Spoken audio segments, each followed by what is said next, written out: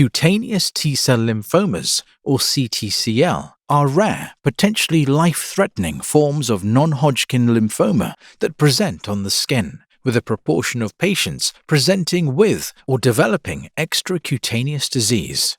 Mycosis fungoides, or MF, and Sézary syndrome, or SS, are the best-studied CTCL subtypes and account for around 2/3 of all cases.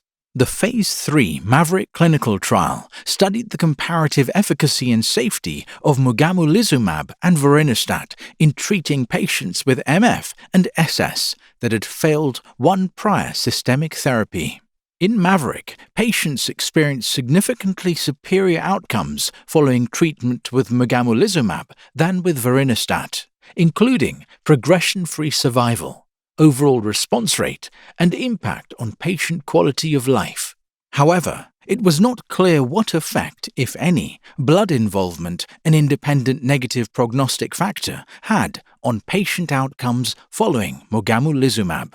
To address this question, an international group of researchers performed post-hoc analysis of Maverick data, examining drug efficacy and safety outcomes among patients with predefined, that is, B0, B1, and B2 levels of blood involvement.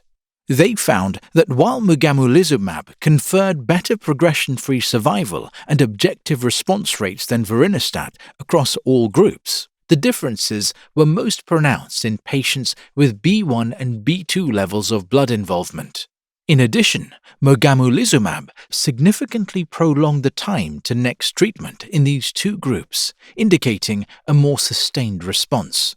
Furthermore, the number of patients achieving response in skin, defined as 50% or more improvement in mSWAT score, was greater for Mogamulizumab than that for vorinostat and occurred most often in patients with blood involvement. While the frequency of adverse effects remained unaffected by level of blood involvement, it was relatively lower for patients receiving Mogamulizumab compared to vorinostat treatment. Together, these data suggest that in Maverick, Mogamulizumab provided better clinical outcomes than vorinostat, especially in patients with blood involvement.